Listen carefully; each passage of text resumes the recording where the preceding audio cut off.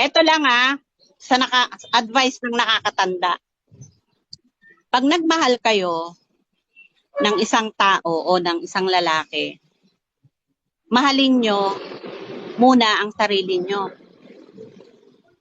Pag nagmahal kayo, huwag masyadong todo yung ibibigay nyo lahat yung feelings nyo, yung emotion nyo. Kasi pag binigay nyo lahat yon, pag iniwanan kayo, walang matitira sa inyo. Ganun ang nangyari sa pangalawang ex ko eh. Ganun ang Huwag ganun. 50-50 lang, pwede. Para parehas. 50 para sa sarili mo, 50 para sa kanya. Para sa ganon, magkaroon man ng problem, at least makakatayo ka pa rin. Mahirap kasi pag ang mundo mo umikot lang sa isang tao. Kailangan kahit may... Hindi mo pala alam, niloloko ka lang. Kahit, okay.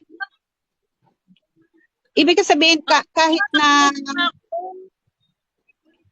kahit na may asawa ka na or may boyfriend ka na, wag mong, natatawa nga ako sa mga nakikita ko na mga kabataan o mga babae na halos paikutin nila yung mundo nila sa lalaki.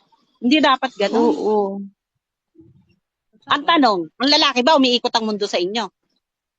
Hindi.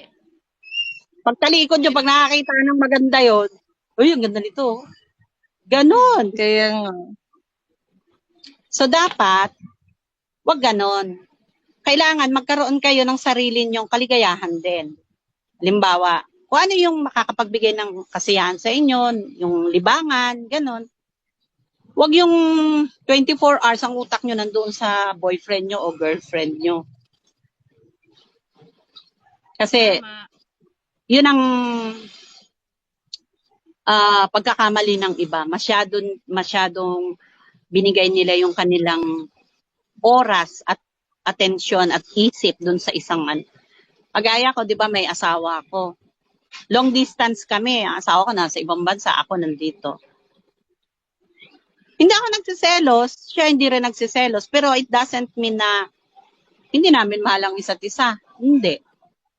Ano lang, pinababayaan ko siyang mag-enjoy sa gusto niyang gawin, and then siya, pinababayaan niya rin ako sa gusto kong gawin.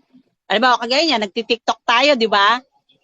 Yes. Oh, support pa siya. Oh, natutuwa siya pagka pinanunood ako. Ganon.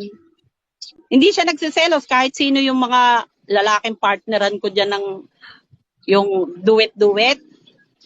Oo. Kasi alam niya na libangan lang yon.